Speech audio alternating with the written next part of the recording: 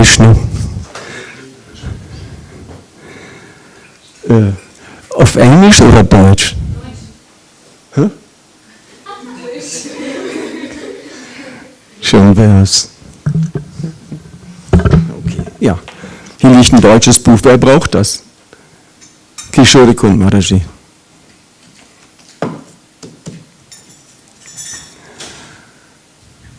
Joy, Hare Krishna. 325, 38. Bitte?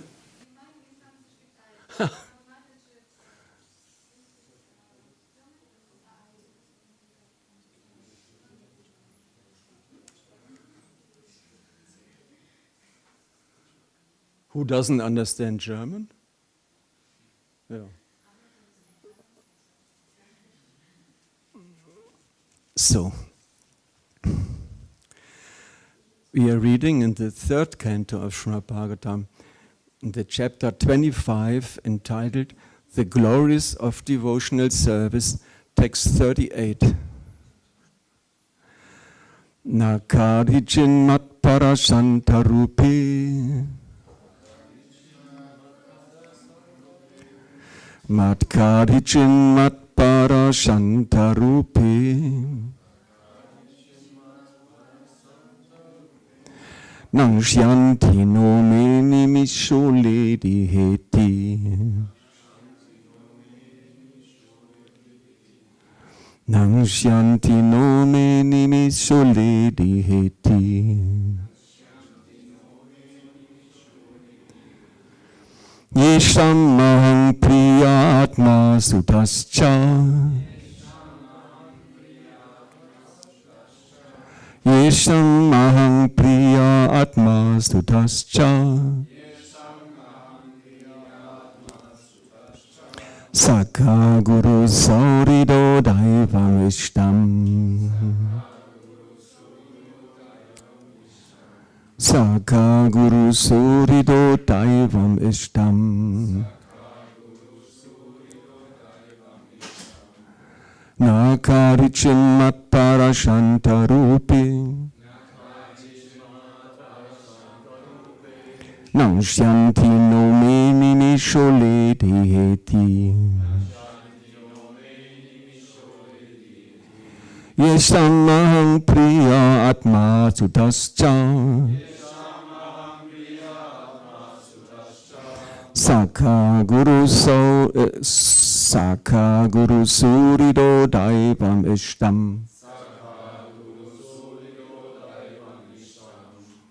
Ja.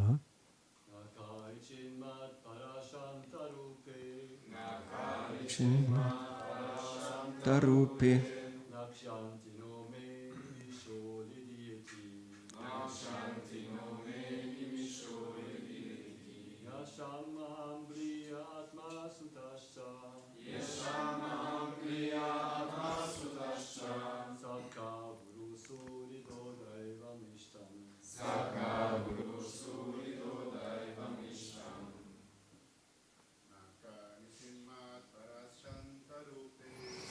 Karijinmat parashantarupe Nangsyanti no mimishole dieti Yesham mahang priya atma sutascha Sakha guru surido daivam ishtam.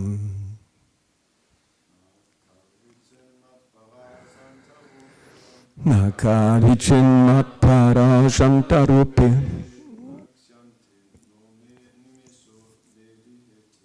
Nangsyanti no nimishole diheti Yesham mahang priya atma sutascha Sakha guru surido daivam ishtam.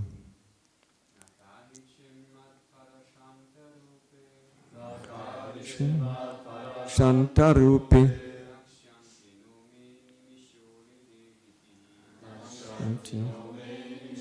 Lady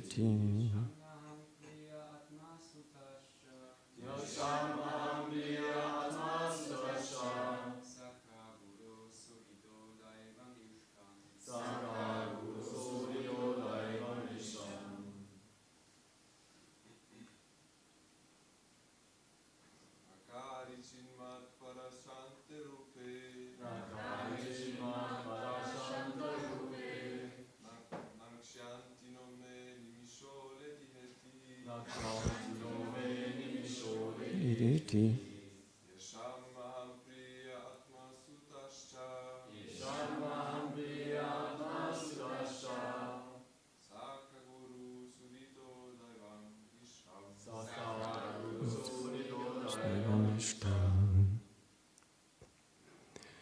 Mataji's?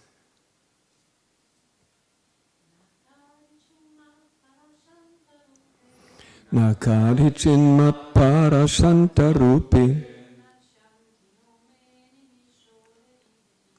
Nang shanti no me nimishuledi heti Yesham mahang priya atma sutascha Saka guru surido daiva mishtam.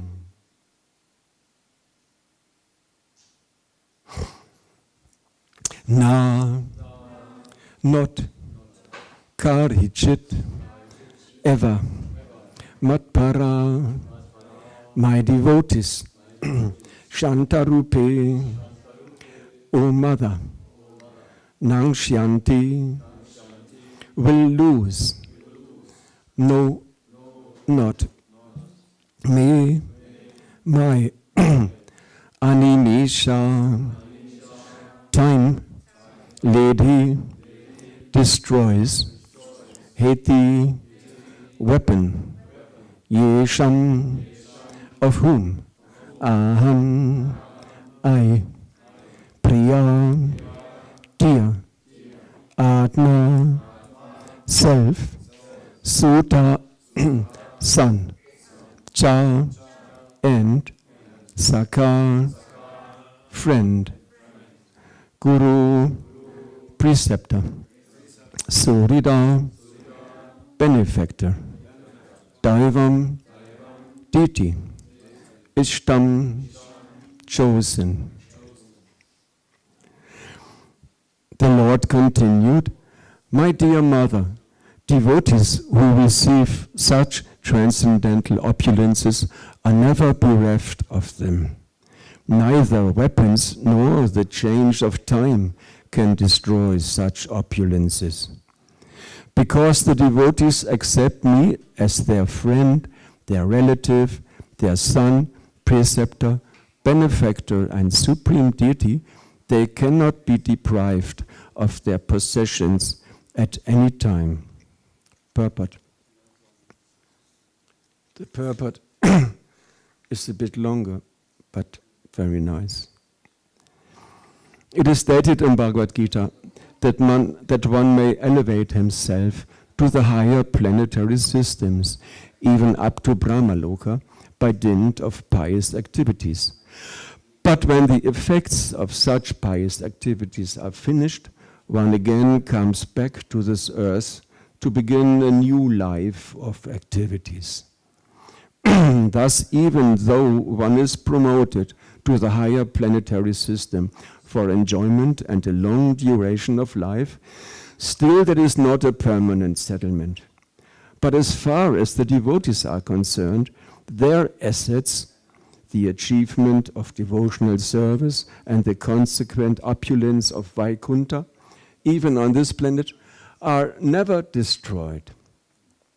In this verse, Kapiladev addresses his mother as Shantarupa, indicating that the opulences of devotees are fixed because devotees are eternally fixed in the Vaikuntha atmosphere, which is called Shantarupa because it is in the mode of pure goodness, undisturbed by the modes of passion and ignorance.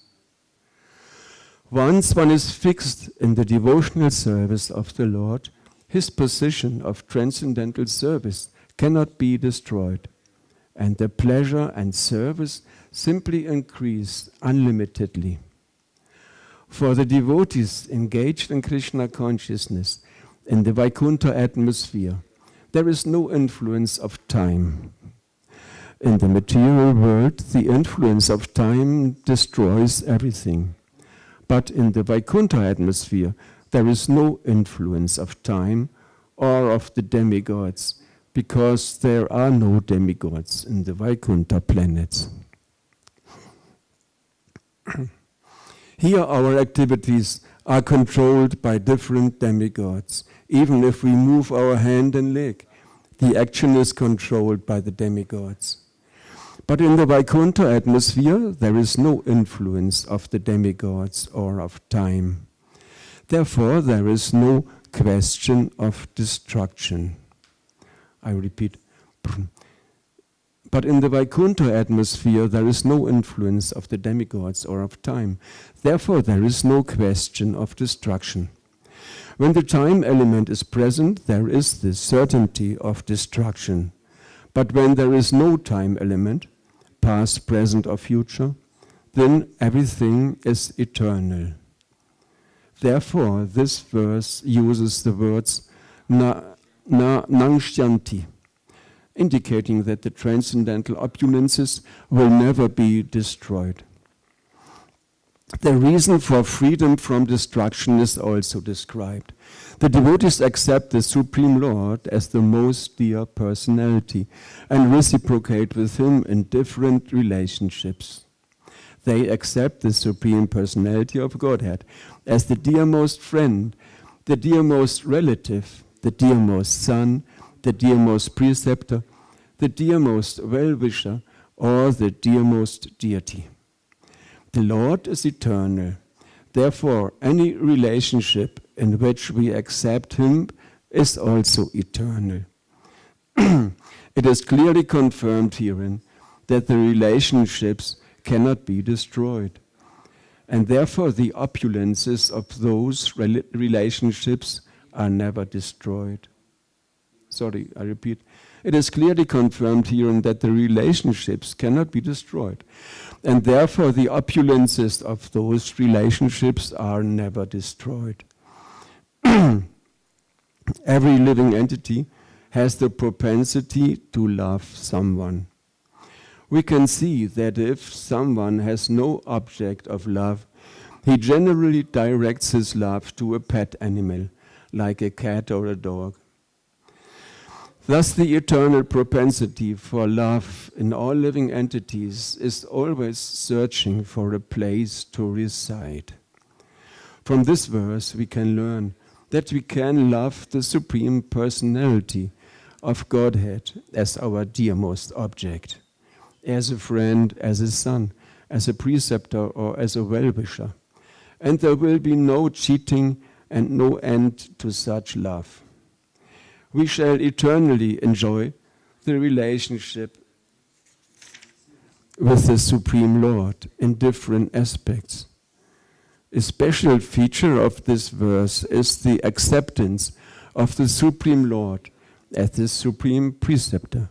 Bhagavad Gita was spoken directly by the Supreme Lord, and Arjuna accepted Krishna as Guru or spiritual master.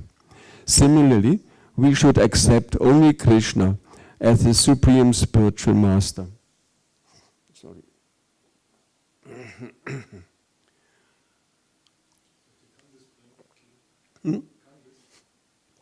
Danke, ist sehr aufmerksam. Es geht wohl. Krishna, of course, means Krishna and his confidential devotees. Krishna is not alone. When we speak of Krishna, Krishna means Krishna in his name, in his form, in his qualities, in his abode, and in his associates. Krishna is never alone, for the devotees of Krishna are not impersonalists. For example, a king is always associated with his secretary, his commander, his servant, and so much paraphernalia. As soon as we accept Krishna and his associates as our preceptors, no ill effects can destroy our knowledge. In the material world, the knowledge which we acquire may change because of the influence of time. But nevertheless, the conclusions received from Bhagavad Gita, directly from the speeches of the Supreme Lord, Krishna, can never change. There is no use interpreting Bhagavad Gita. It is eternal. Krishna, the Supreme Lord, should be accepted as one's best friend. He will never cheat. He will always give his friendly advice and friendly protection to the devotee. If Krishna is accepted as his son, he will never die. Here we have a very loving son or child, but the father and mother, or those who are affectionate towards him, always hope, may my son not die. But Krishna actually never will die. Therefore, those who accept Krishna, or the Supreme Lord, as their son, will never be bereft of their son. In many instances, devotees have accepted the deity as a son. In Bengal, there are many such instances, and even after the death of the devotee, the deity performs the Shraddha ceremony for the father. The relationship is never destroyed. People are accustomed to worship different forms of demigods, but in Bhagavad Gita, such a mentality is condemned. Therefore, one should be intelligent enough to worship only the Supreme Personality of Godhead in his different forms, such as Lakshmi Narayan, Sitaram, and Radha Krishna. Thus, one will never be cheated. By worshipping the demigods, one may elevate himself to the higher planets. But during the dissolution of the material world, the deity and the abode, heavy. By worshipping the demigods, one may elevate himself to the higher planets, but during the dissolution of the material world, the deity and the abode of the deity will be destroyed. But one who worships the Supreme Personality of Godhead is promoted to the Vaikuntha planets, where there is no influence of time, destruction, or annihilation. The conclusion is that the time influence cannot act upon the devotees who have accepted the Supreme Personality of Godhead as everything. Nakarichin matpara santarupi nangshyanti no me nimishun ledi heti. Yisham mahang priya atma sutascha saka guru suridu daivam ishtam. The Lord continued, my dear mother, devotees who receive such transcendental opulences are never bereft of them. Neither weapons nor the change of time can destroy such opulences. Because the devotees accept me as their friend, their relative, their son, preceptor, benefactor, and supreme deity, they cannot be deprived of their possessions at any time.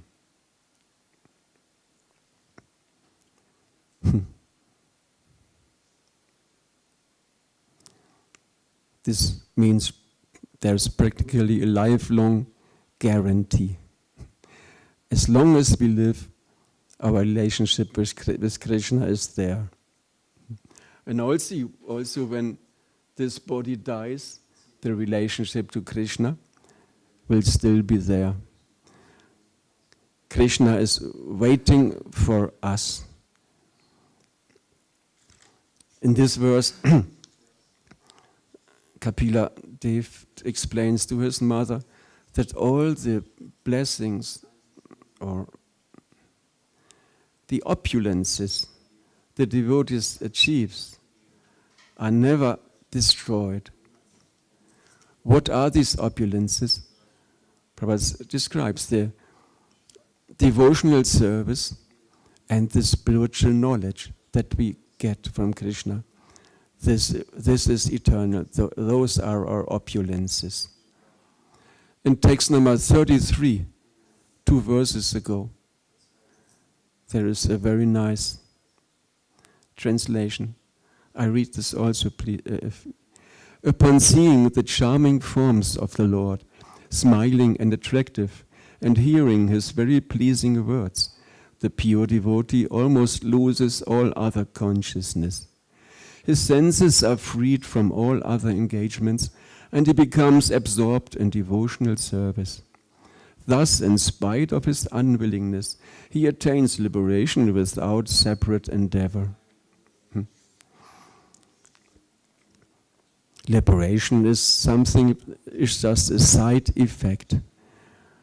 A devotee becomes liberated from all trouble, from all worries and sorrow, because he is not on the material platform. Once a reporter asked Srila Prabhupada, so, and what is the effect of chanting this mantra? And what do you feel? And Prabhupada said, I feel no fear. Well, sounds simple. But reporter may think, well, I also feel no fear. These people look quite harmless. Nothing will happen here, so I also feel no fear. All right. But when Prabhupada says, I feel no fear, that means he is in Vaikuntha. Vaikuntha means no fear. Vai, not, and Kuntha means fear. When the pure devotee chants, he is on the Vaikuntha platform. He is on the platform of eternity, knowledge and bliss. There is no fear. That's the impersonalists, materialists, they enjoy for some time, but finally they desire, oh no, all of this. What is their better liberation from everything? And they strive for liberation by all kinds of things. Mayavadis, they are very renounced. In their eating, in their sleeping, and their relationships, they are very renounced. Okay, except that they greet each other with Namo Narayan instead of good morning. No, Namo Narayan, and the other sannyasi also, Namo Narayan, greeting each other as Narayan. Otherwise, they are very renounced. They perform a lot of tapasya to achieve liberation, to achieve detachment from this body and coming to merging into God, becoming God. They are phantasmagorias, which they will not achieve. But everybody is trying for liberation. Also materialists. Why does one work so hard so that one can buy so much stuff that one becomes free from all kinds of trouble? In one supermarket some years ago, there was a big sign, gut gekauft, gut gelaunt.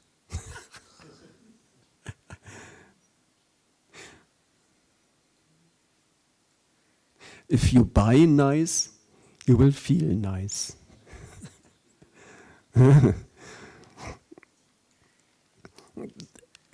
So they also just the consumers, producing and consuming the normal life, so-called normal life. That also strives for liberation, from freedom from suffering by buying stuff. And this liberation, this freedom from suffering is just a side effect. A devotee achieves this very easily. In the Gita, Krishna says, four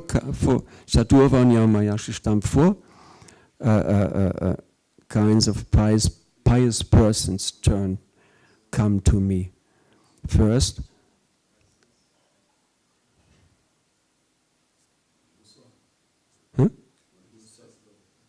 one who suffers, Sanskrit?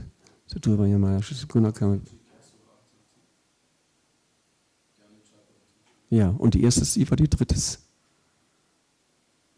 Die dritte Zeile. Artho Jigyasu. Artha is somebody who desires wealth. Jigyasu Arthati. Okay. Krishna says, those persons turn to him, those who desire freedom from suffering. Yes. In German, there's a saying, im Schützengraben gibt es keine Atheisten. In the war field, there are no atheists. When one's life is in danger, one starts praying to something, please help me. The bullets are flying around me. Please protect me, somebody. Praying, people start praying for liberation from suffering. And some consciously turn to Krishna to become free from suffering. And this freedom from suffering is achieved very easily by somebody who takes up devotional service. Mamcha yovya bicharina bhakti yogina sevati sagunan smatitadam brahmabhuyaya kalpati. Somebody who picks up devotional service, immediately he transcends the modes of nature which cause the suffering. And he comes to the Brahman platform which the impersonalists hanker for. And this Brahman platform, one really starts devotional service. If one understands that one's not the body, then the spiritual progress is going faster. Srila Prabhupada once said, to understand that one's not the body is 50% of spiritual progress. Once in 1977, Srila Prabhupada came to England, and the German devotees at that time, they were the best book distributors. And so in the kirtan, all these big guys, heavy guys, some of them were big and heavy. Shri Palad Lakshmi Singadev, making wild kirtan. And Srila Prabhupada was sitting on a palanquin. He could not walk anymore. The devotees carried him on a palanquin down the stairs, down to the temple room. And Prabhupada, he was sitting, and the devotees made roaring kirtan. And sometimes they looked at Prabhupada wondering if he appreciates this wild style.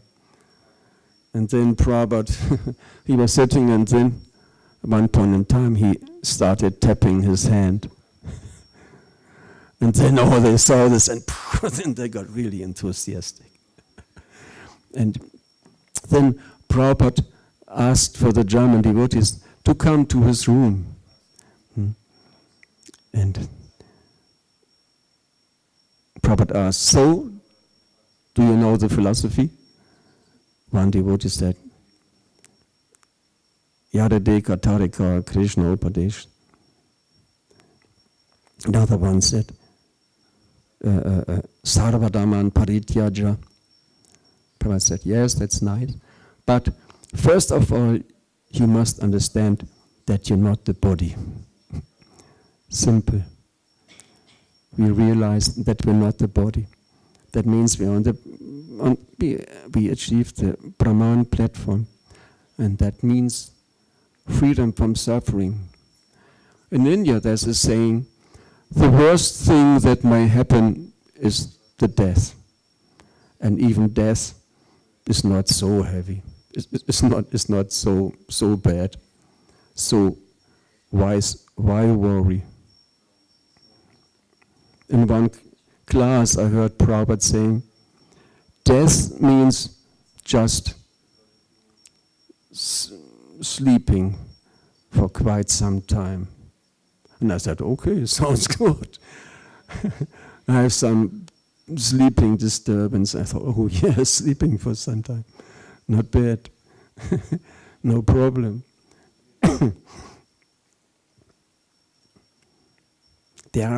For devotees, there are no real problems.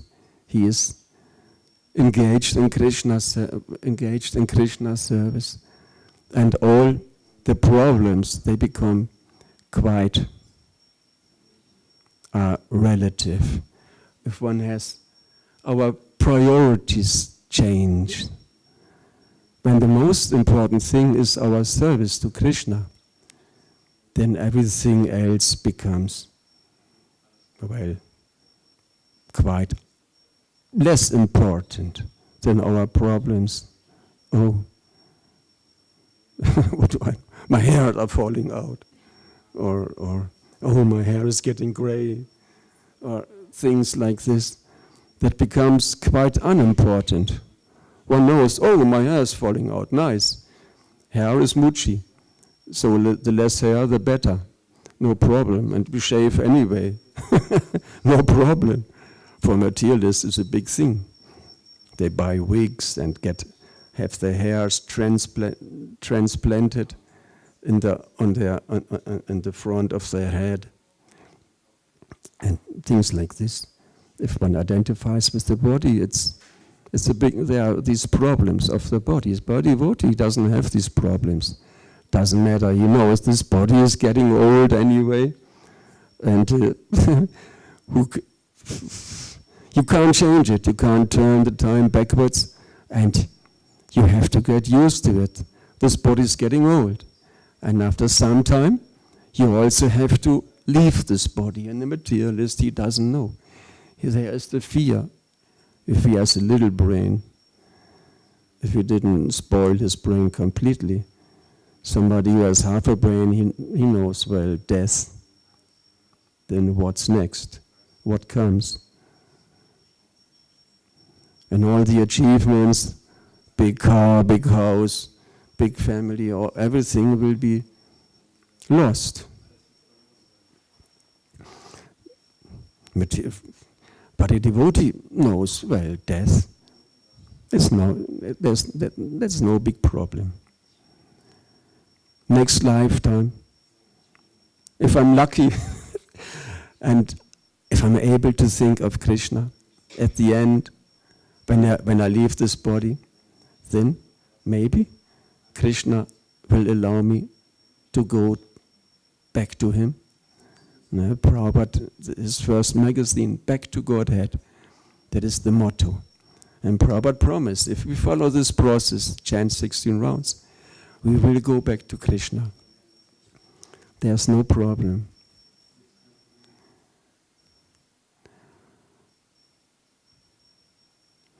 So,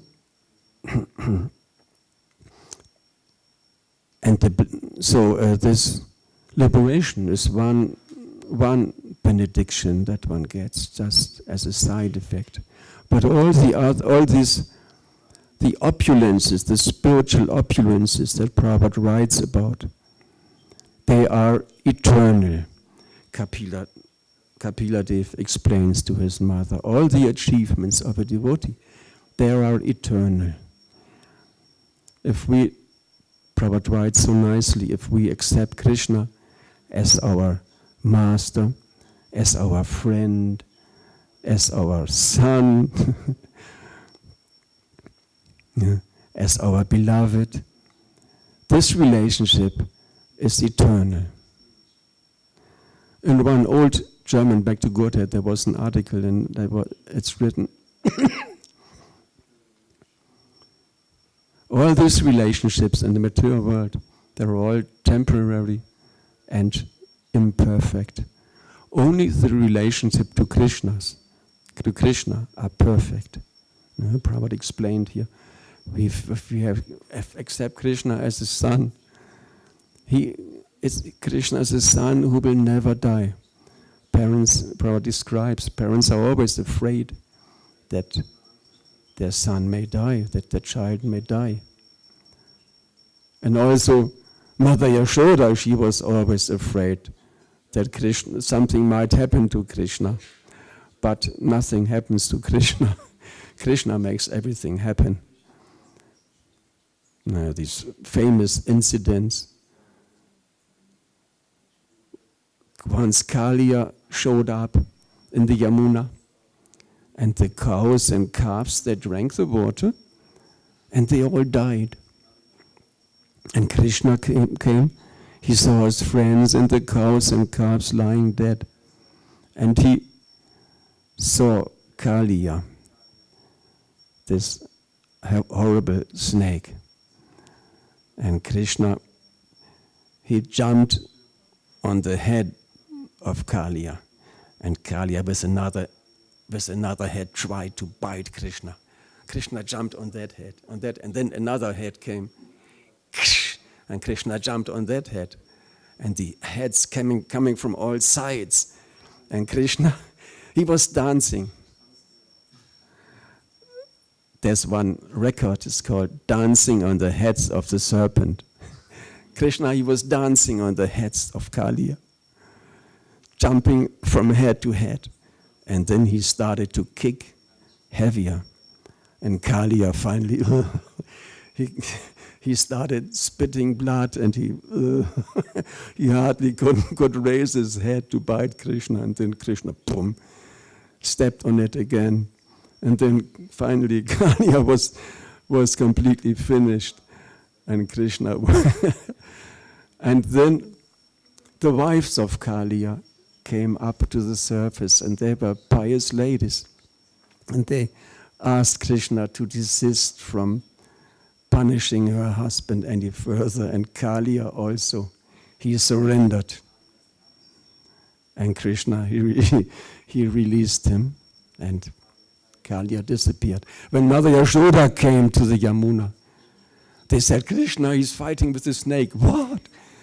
And she came running, and when she saw Krishna dancing on the heads of Kaliya, this huge, monstrous, poisonous snake, she fainted. She got up and what to do? And Balaram, do something. And Balaram, oh, it's okay. It's okay. No problem. The parents of Krishna, they are afraid about Krishna, always caring for Krishna.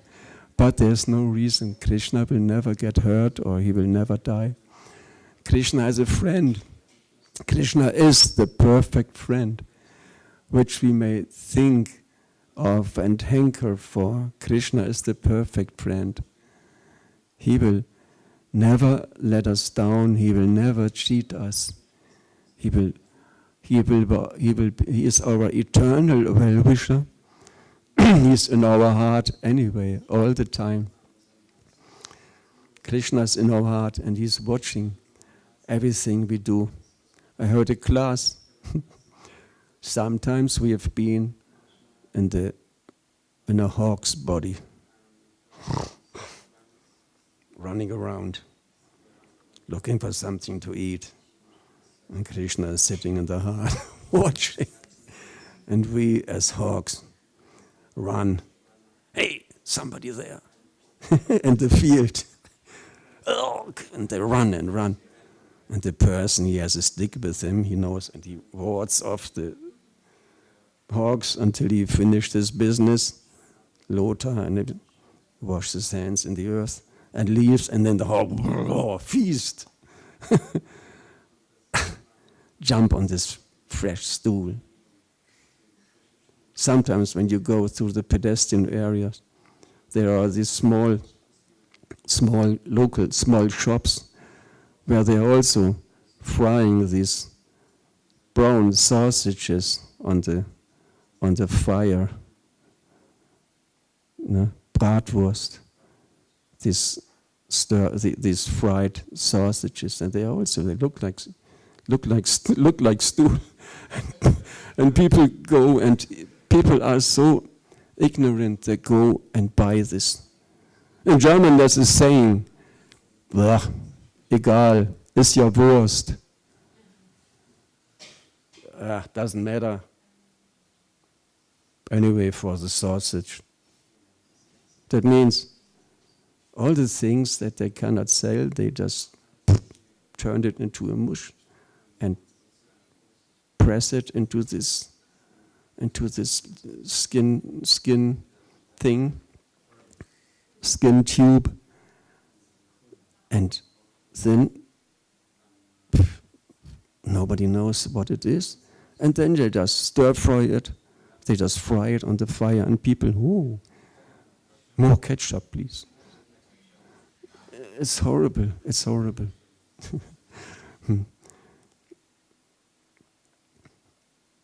How did I get to that? Krishna is always with us, watching everything we do. When we run around, in the body of a hawk, Krishna, he is with us, and he is watching and waiting. Oh yeah, over there's some more stool. He is giving us good advice. He's waiting till we finally get to a human form and have the intelligence to perceive his instructions. Krishna is our friend. He's always there giving us instructions. For example, small chickens, small birds, not chicken, let's stay with chicken. When they come out of the egg, my mother had chicken, and when they come out of the egg, immediately they start, very soon they can walk, and they run around, and they're looking for some grains. They're looking for something to eat. And there's, what you say, picking. They pick it up. They pick it up with their small beak and eat it.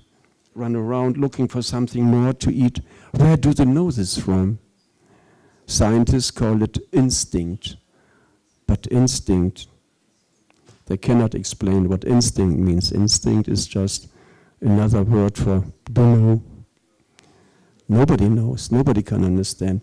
The mammals, those animals who exist on milk, Säugetier, as soon as they are born, immediately they move also small babies, they move their mouth.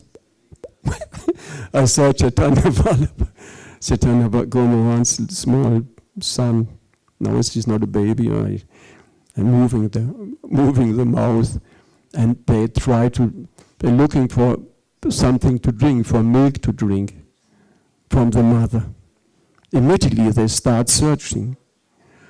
I had a dream on Sankirtan, and I was on book distribution.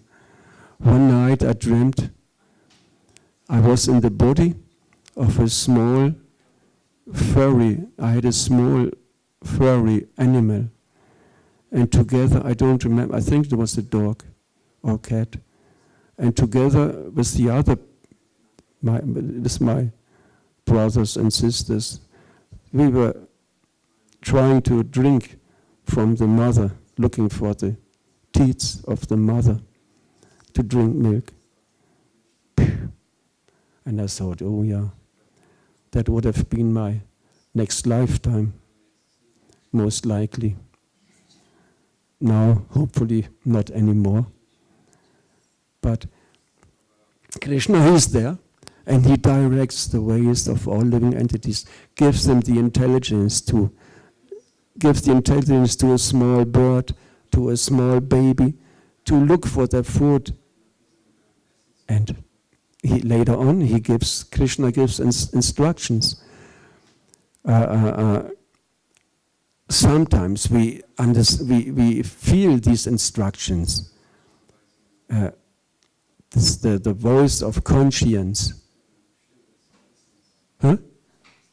Gewissen. The conscience. Conscience is telling us, don't do this, it's not, no, you should not do this, this is not good, don't do it, better not do it. And there's this feeling, it's not good, but on the other hand, one more time. We go for the nonsense. Oh, and Krishna in our heart, oh no, here we go again. And he is watching all the time. He's seeing everything we do. Krishna is our best friend, our eternal friend, our perfect friend. And he's giving us advice. He's giving, yes, there are devotees. Go over there. And they look strange. I don't know. Go there, go there. And we, Once I was, when I first time I came into a temple, a friend, he took me there let's go visit the Hare Krishna people. And that was in Hamburg, 1969. Hamburg, Bartelstraße. That was somewhere in the first devotee who was greeting the guests was Smita Krishna Swami. And then there were other devotees. Chakravarti, he was preaching to me. He was the husband of Dinasharan Mataji. And the kirtan, one devotee, he jumped up and screamed something. Now I know he screamed, Haribol, Haribol. I didn't understand it, but was quite shocked, quite impressed. And all the time I had the feeling I should stay here. These devotees are so friendly, they are so different. I should stay here.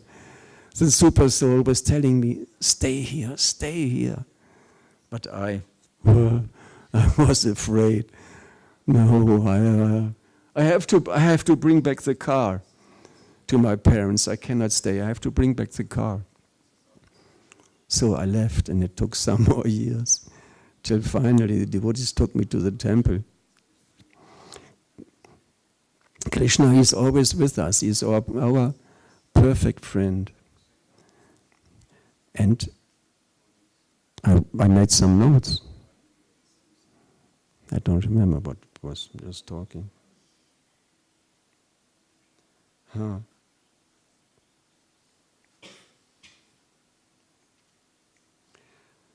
The blessings are here. This is a quote from the text. Once one is fixed in the devotional service of the Lord, his position of transcendental service cannot be destroyed, and the pleasure and service simply increased unlimited. Those are the blessings of Krishna. The service increases. There's always more to do. And everything is, every service is non-different from Krishna. Every service is nectar. Whatever one does. Prabhupada wrote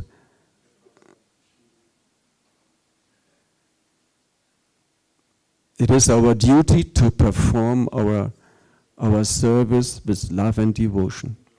That is our duty.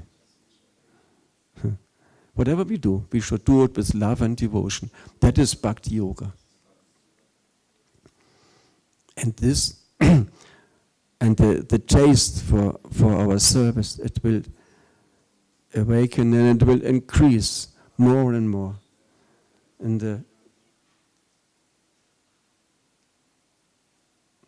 the first verse of the Shikshashtaka, the chanting of the holy name of Krishna expands the blissful ocean of transcendental life. It gives a cooling effect to everyone and enables one to taste full nectar at every step. Those are the blessings. That is the wealth of the devotee.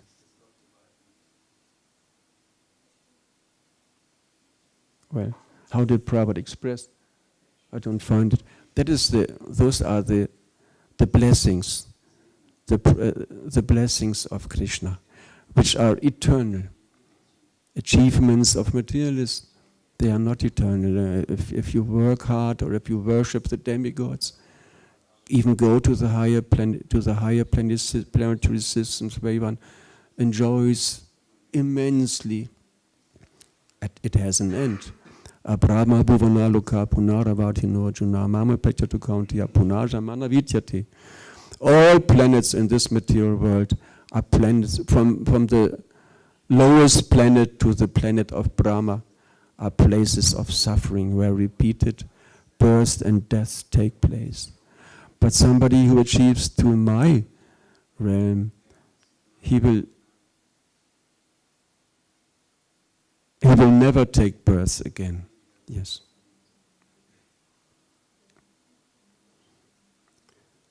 One may lose this devotional service. One may lose it. When we commit offenses, we have to be very careful not committing offenses against devotees. Then one may even lose the taste for devotional service. It's this hatimata. Hatimata, what means hatimata? Yeah, the raging elephant, the mad elephant. When if you plant some nice plant in your garden, here in Germany it won't happen, but in India, a mad elephant may come, a wild elephant runs through the village and he sees your garden and he just runs in your garden and he tramples everything. That's the mad elephant, hatimata offense. It destroys everything. We must be very careful. How do we protect? It is that humility is the fence. If we address each other as Prabhu, and we should take that seriously. We should think about it. It said one should see everybody else as a friend from whom one can learn a lot. Prabhu. Sorry, one thing more. Today is a special day. It's the disappearance day of Sri Abhiram Thakur. Sorry, it's so late already. Abhiram Thakur was an associate of Nityananda Prabhu. He was extremely dear to Nityananda Prabhu. In the Krishna Lila, Abhiram Thakur was Sridham. Sridham is the brother of Srimati Radharani. Sridham is the brother of Srimati Radharani. Such a special personality. Once Krishna, Balaram and their friends were playing hide and seek. And Sridham, he was hiding in a cave.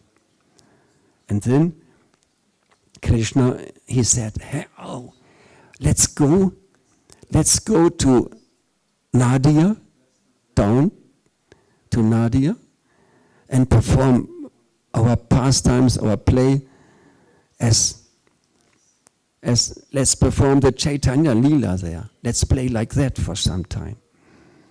And everybody, oh yes, let's go. And Krishna, come on. So they went to Nadia and started performing their pastimes there. In the spiritual world, it's just an extremely short time, a very short time. When they were there, they realized, actually, where's Sridham? Everybody had appeared in the body, in another body. Balaram was Nityananda. So Chaitanya Mahaprabhu said, Nityananda, you go and look for Sridham. Go back and look for Sridham. Go back to Goloka, Vrindavan. And Nityananda went. He was searching, and he found Sridham. He was still waiting in the cave. And Nityananda came, and Sridham said, who are you? I am Balaram. You don't recognize me? No. You're only half the size of Balaram. It was a different age. Dwapara Yuga, when Krishna had appeared, and Kali Yuga. So Nityananda Prabhu, he was only half the size of Balaram. You're not Balaram, you're so small.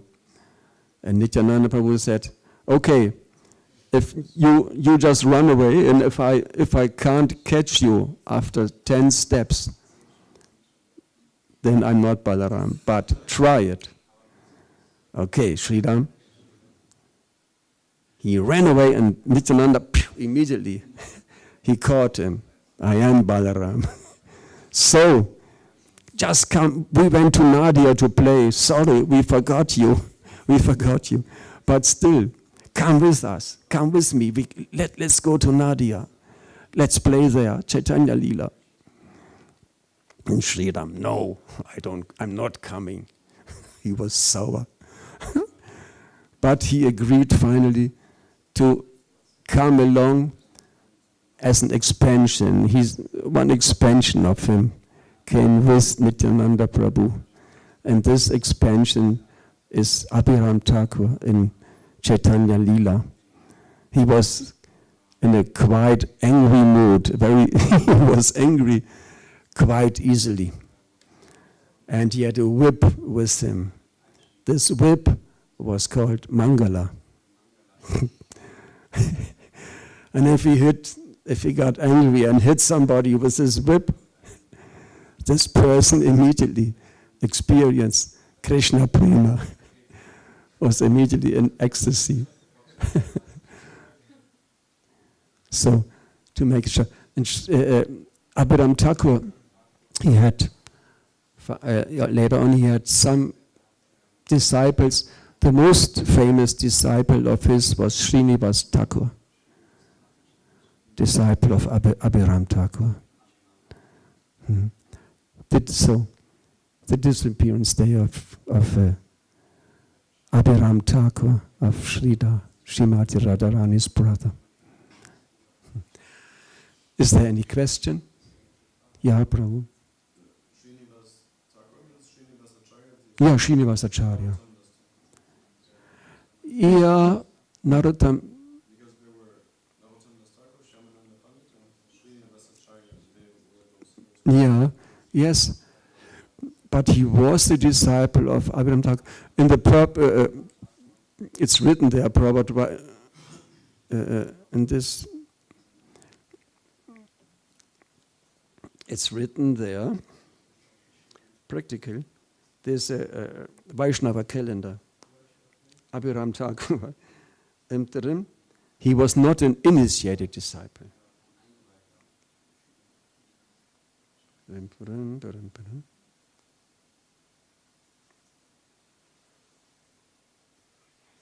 Don't find it. Okay, he was not. Srinivas Thakur was not initiated by him, but he was a disciple of Abhiram Thakur. I don't find it, but if one likes to look it up. He was not initiated, not officially, but he was a disciple of Abhiram Thakur. Thank you, good. Yeah? I have one question about offending devotees, which is related also to the Kaliya Lila. In the Kaliya Lila, there is the narration that with Garuda, and that Saubhari Muni was sitting in the water, and Garuda, he came to eat some fish, and Saubhari Muni was emphatic with the fish, and was cursing, if Garuda comes here again, he will die. And then it is explained that actually in that way he offended Garuda. So actually I was thinking about this, like how can we deeply understand that some devotees, they can act in certain ways and it is all right. It seems immoral, it seems improper. Garuda is a devotee of Vishnu, why does he have to eat the fish? So, well, if he likes fish. So, it's for a great personality, there's not something like as immoral. If he eats the fish for sure gets a great benefit. Some people say, why do you rip off all the flowers? Why do you kill the flowers and put them on your altar there for your what they call it? Götzen, for your idol worship. Poor flowers, some people say. But these flowers, when we pick them, they're just waiting. Oh, I hope he picks me here. The flowers are waiting to be picked and offered to Krishna. And this way, the plants, The flowers have a great, great benefit. If Garuda takes a fish for eating, so fish has a great benefit. We have to be very careful. There's one thing, one very nice quote. It doesn't really fit. Well, kind of, it always fits.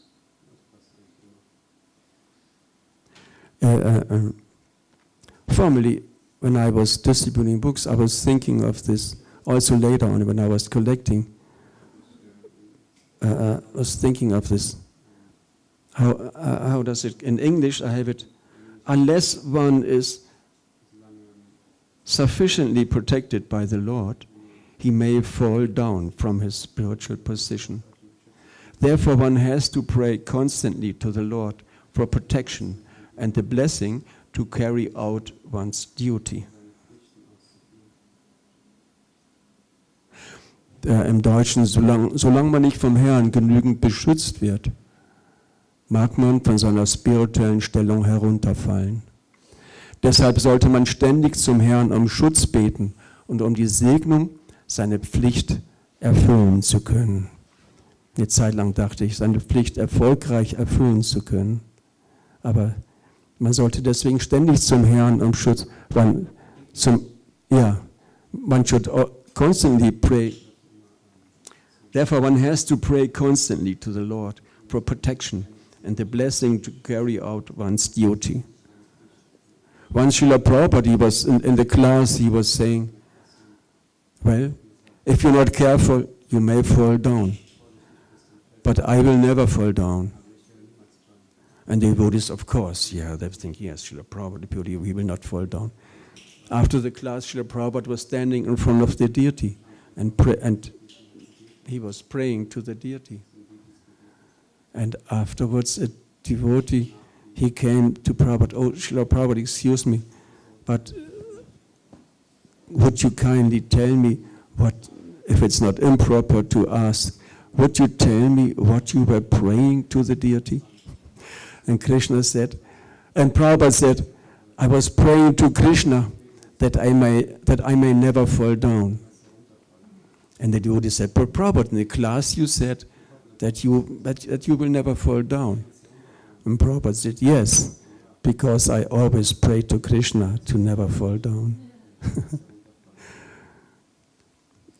We should think of this, to pray Krishna for protection and for help, and for the blessing that we may carry out our service. Service is non-different from Krishna, it says in Bhagavatam. Ja, Prabhu, das ist eine Frage. Wonderful verse. Could you may explain on, also normally what maybe the acharyas are describing, on which platform we cannot fall down? It said in Madhyam Adhikari, I heard this a few days ago in the class, when I do puja at home, I listen to Prabhupada classes. Kanishta Adhikari, somebody on the lowest stage, somebody who's a beginner, who starts, he does not have faith. No, he doesn't have much faith. Okay, let's go and let's see and how it is. The food is good, and but that person, he looks a little strange, and he also behaves. That's funny. That's strange. And then, if one doesn't have much faith, by the improper attitude, one may lose this faith again. But in Madhyama Adhikari, somebody who is more advanced on the middle platform, he has the strong conviction that devotional service, that Bhakti Yoga is the real thing, is the best, that this is perfect, this is the connection to Krishna. And he may not have so much knowledge of the scriptures, but he is convinced, yes, this is it. Even if somebody defeats him in arguments, still, when he comes back, he studies the point. This guy said, we are worshipping idols. What do I say to such a person next time? And he studies and finds out. And even though he doesn't have much faith, but he is convinced. And from the Madhyam Adhikari platform, you cannot fall down. Sometimes Krishna arranges that even very advanced, and Uttama Adhikari, he is the pure devotee, he can never. Sometimes even very advanced devotees fall down, like Bharat Maharaj. No. The eldest son of Maharaj Rishabdev, the incarnation of Krishna, he, in a young age, he left everything behind and he went to the forest to achieve perfection by meditating, performing devotional service. And he saw this deer come. He was sitting at a small river, and there was a deer drinking, and he was sitting watching the deer. And suddenly, behind the deer, a tiger roared. And the deer fearfully jumped over the river and lost its small calf while it was jumping. And this calf, just newly born, it was floating down the river. And Bharat Maharaj, he saw this small deer, this small coming down, floating down in front of him, and he just grabbed it, took it out of the water and saved it. And this deer was very happy with his big eyes, looking at him. And he was very enchanted, took care of the deer, and the deer became his companion, his best friend, and he was taking care of the deer, playing with the deer. And he started neglecting his sadhana, his devotional service more and more. And then there was a forest fire, and the deer, somehow it ran away. And Bharat Maharaj, he started searching. Where is the deer? Where is the deer? Oh, there's this fire. There, maybe inside there's the deer somewhere. And he ran into the fire, and he gave up his body thinking of the deer. So next lifetime, he woke up in the body of the deer.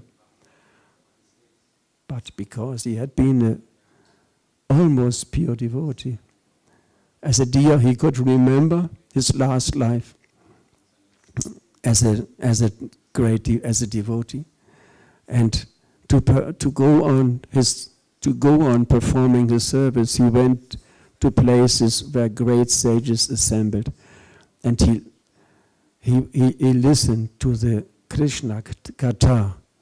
As a deer, he came there and listened as they talked about Krishna. So, and after this, when he left the body, he became who? Jada Bharat. He became Jada Bharat. Jada is called stone, like a stone-like person, and he didn't want to get entangled again. He just acted as if he was stupid and dumb. And, yeah, okay, we know the story. 9 o'clock, Srimad Bhagavatam, Ki Jai.